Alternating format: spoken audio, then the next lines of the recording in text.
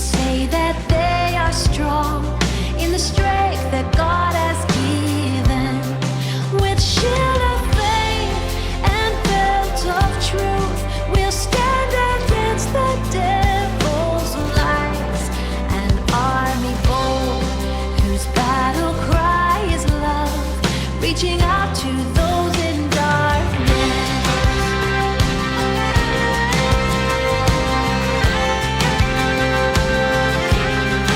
Our call to war, to love the captive soul, but to rage against the captor.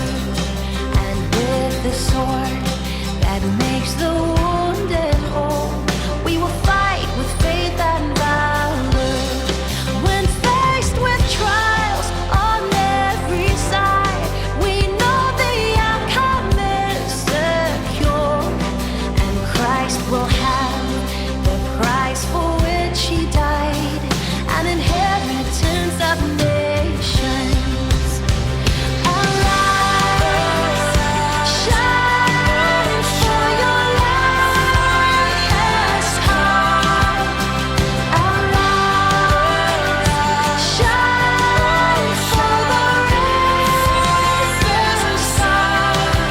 Lift your eyes, we are his radiant bride. Arise, oh church, arise.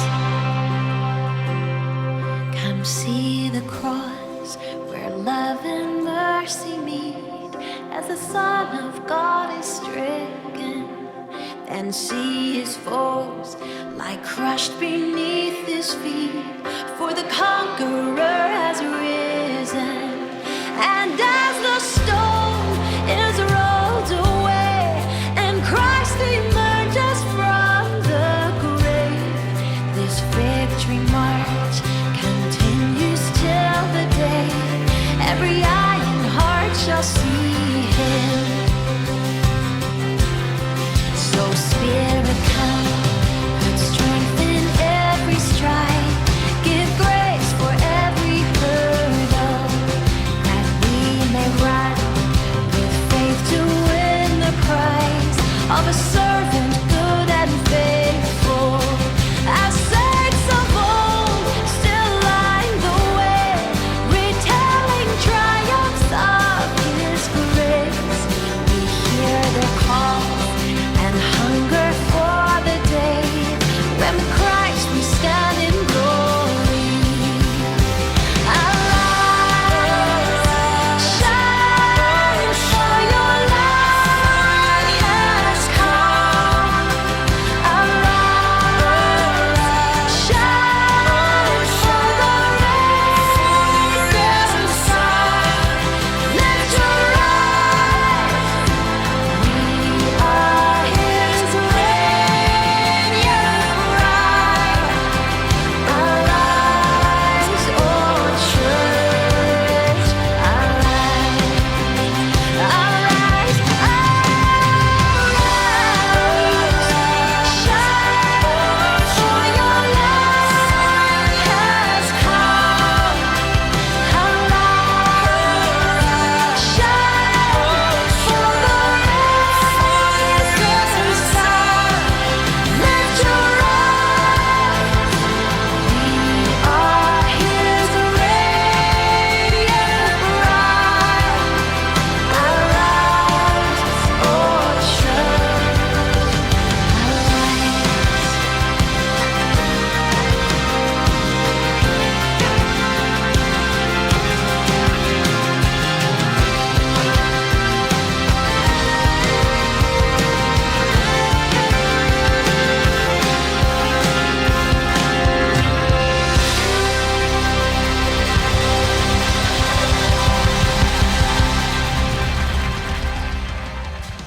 Throughout the book of Acts, there are a number of significant moments where the growth of the early church is linked not only to the apostles' preaching, but to events and patterns of social and communal events that are in essence very much relevant to a social village.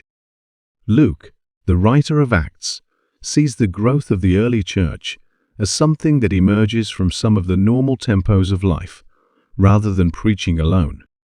While preaching is certainly central to the proclamation of the gospel, this new faith community also emphasized a deep fellowship responsibility of mutuality, hospitality, and care for the needs of others. Certainly, people were attracted to the message of the gospel. However, in the emerging community, enhanced by trust, generosity, and a sense of relational belonging, people are drawn to Christianity, not just by what they may hear, but what they observe, a community that is marked by trust, generosity, and a sense of relational belonging. When you put all this together, the account suggests that the growth in the church was because it offered more than simply a message. It offered, just as importantly, a way of life in which faith was lived out in a collective sense, creating a social village which had a compelling social reality that invited others to join it. And through the hands of the apostles, many signs and wonders were done among the people, and they were all with one accord in Solomon's porch. Yet none of the rest dared join them, but the people esteemed them highly.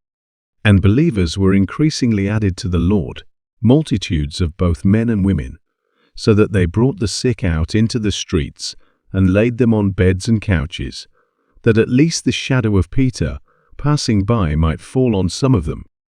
Also, a multitude gathered from the surrounding cities to Jerusalem, bringing sick people and those who were tormented by unclean spirits, and they were all healed.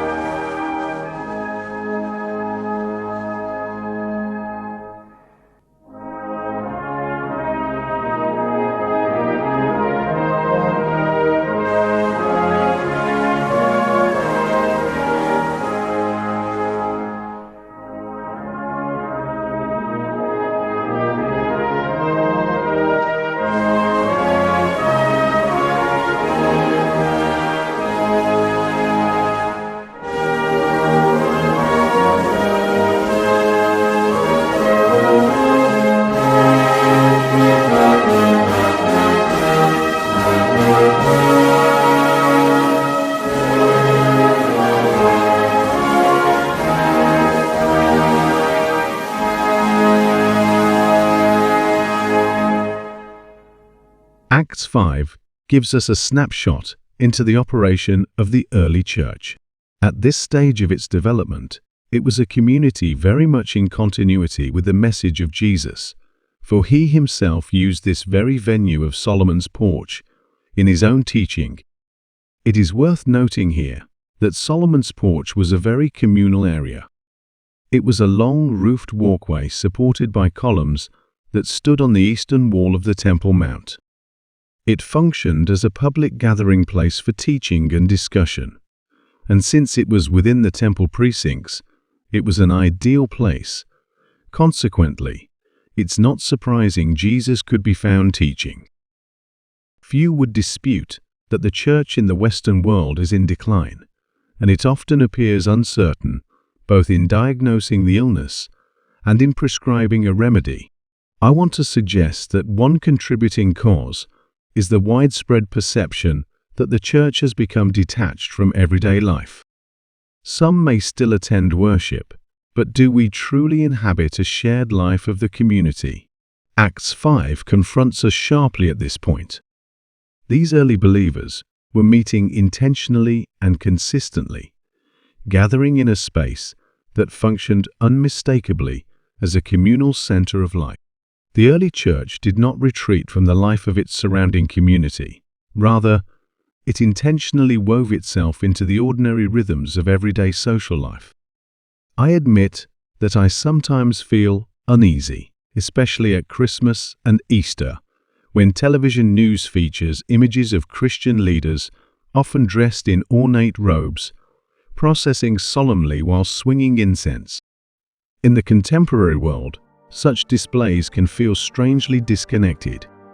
At times I find myself wondering whether this is how Jesus himself would have presented, and whether, along the way, the church has unintentionally cultivated an air of spiritual distance or aloofness from the very communities it is called to serve.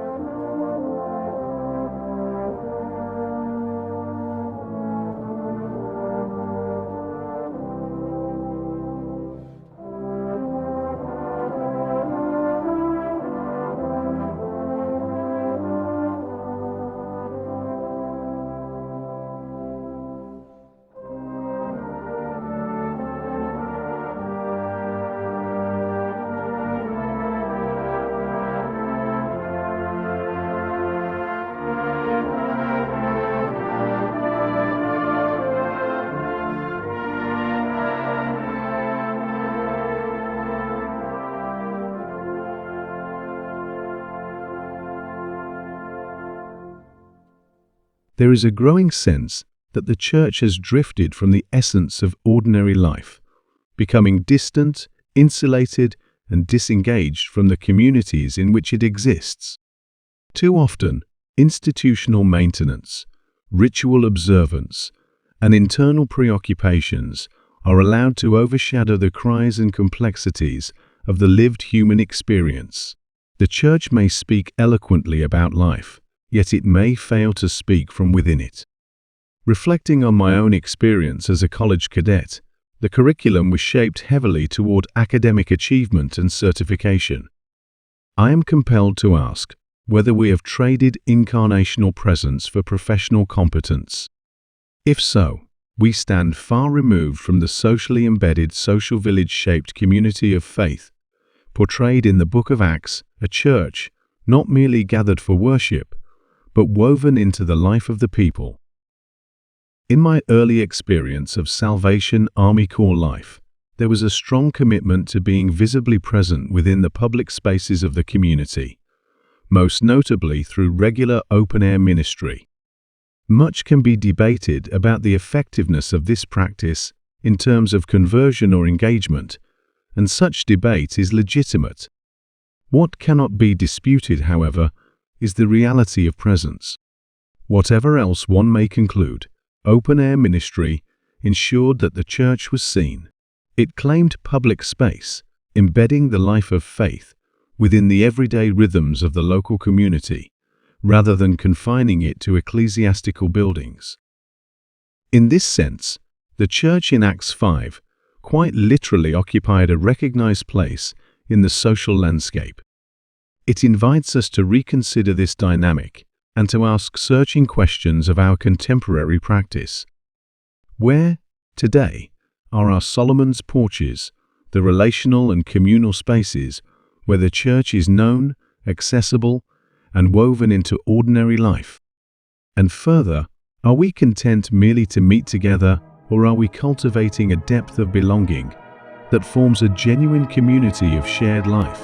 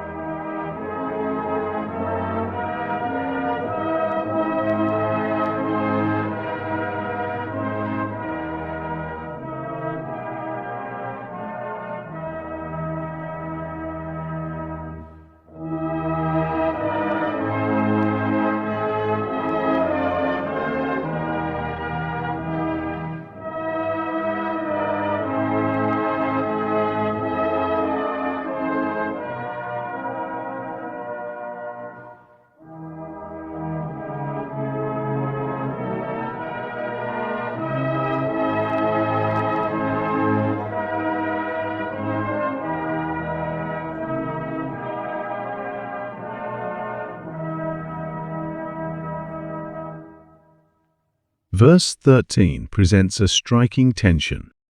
We are told that none of the rest dared to join them, yet immediately afterwards, we read that believers were increasingly added to the Lord. This apparent paradox is clarified when we recall the earlier events of the chapter, where Ananias and Sapphira were struck dead after lying to the Holy Spirit. In the wake of that episode, it seems likely that the wider community regarded the apostles and the early church with a profound sense of awe. While they recognized the integrity and authenticity of the believers, this recognition did not immediately translate into participation. There was admiration without assimilation and respect without instant commitment. The reading in Acts 5:13 confronts the modern assumption that church growth depends upon softening boundaries or reshaping identity to appear more accessible. The witness of the early church suggests the opposite. Its moral authority and spiritual credibility arose from a life marked by evident holiness, shared integrity, and a visible presence within the public life of the community. Rather than courting acceptance through cultural conformity, the church commanded respect through faithfulness.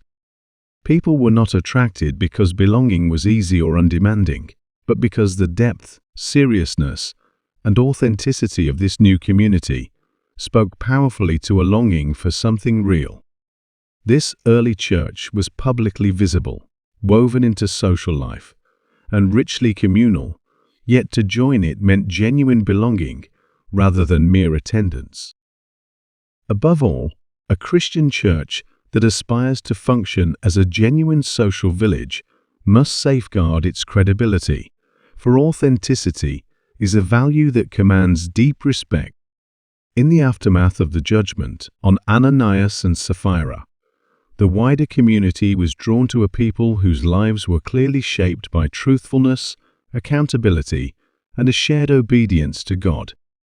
Those who found their way into the early church were not in search of comfort or convenience, but of a life-changing encounter with the living God and a community worthy of confidence and trust. Growth did not come through relaxed standards or diluted commitment, but through faithful and consistent witness.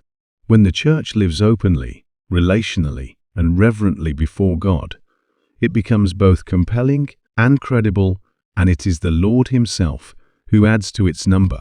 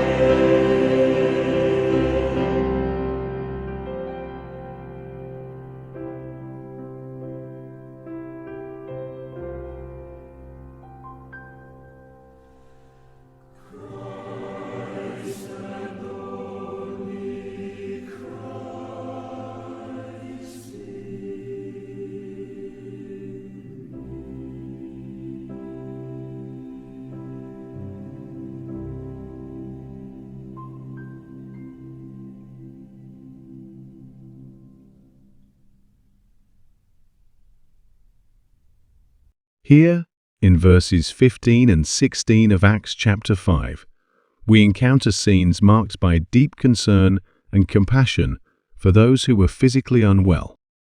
Illness, especially when it is long-term, can be profoundly isolating and draining, eroding not only the body, but also the spirit and mental well-being of those who suffer. In a time such as ours, when care for the sick is largely entrusted to medical professionals, we are prompted to ask whether there still remains a meaningful role for ordinary people to offer ministry, presence, and care. One of the enduring memories from my home life was my mother getting dressed in her Salvation Army uniform every week or two and going off to visit people in hospitals and nursing homes. It may well be this sort of ministry is limited today, no doubt partly because of regulations. However, in those days it was known as the League of Mercy. The authentic social village reaches beyond the comfort of one's own circumstances to reach those in illness or isolation. The early Salvation Army was certainly aware of what a social village was all about. One of the Army's notable social initiatives in Australia was the establishment of the slum brigades, created to bring practical help into the most deprived inner-city neighborhoods. The women officers who served in these areas wore a distinctive and functional uniform, including aprons marked with the words "For his service" and broad-brimmed hats suited to the work. Their ministry was entirely hands-on. If a home required thorough cleaning, the slum sister did the scrubbing. If a mother or her children were unwell, they provided nursing care. If children were hungry, they ensured they were fed. No task was considered beneath them, and no situation was regarded as too demanding. Their work flowed from a deep commitment to following Jesus Christ and living out His words. "I was hungry, and you gave me food. I was naked, and you clothed me. I was in prison, and you visited me." In the same spirit, the local church today still has the opportunity to exercise a ministry of care and compassion, particularly among those who are shut in and effectively isolated within their own homes. In a time marked by widespread loneliness and the increasing professionalization of care, the Book of Acts offers a strikingly different vision of community life. It portrays a setting in which individuals are truly seen, needs are openly acknowledged, and healing, whether spiritual, emotional, or physical, is embraced as a shared responsibility rather than a delegated task. Care is not outsourced or institutionalized. It is woven into the daily life of the believing community. Acts reminds us that human need does not simply disappear with improved systems or well-funded services. Even the most comprehensive government welfare programs cannot address the deeper realities of isolation, vulnerability, and longing for belonging. These needs persist because they are intrinsic to the human condition.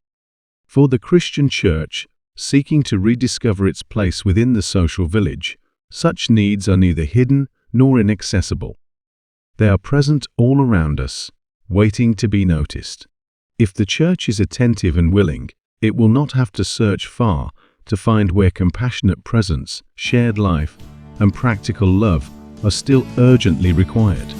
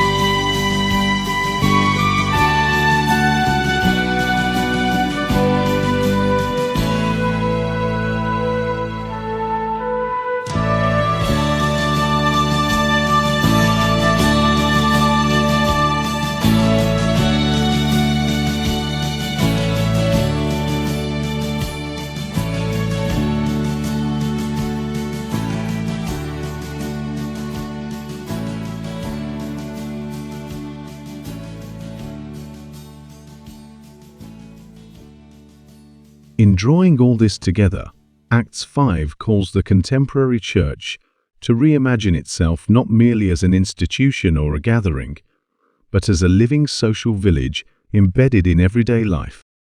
The early church grew because it was visible, credible, and relationally present, occupying shared spaces, bearing one another's burdens, and responding to human need with compassion and integrity.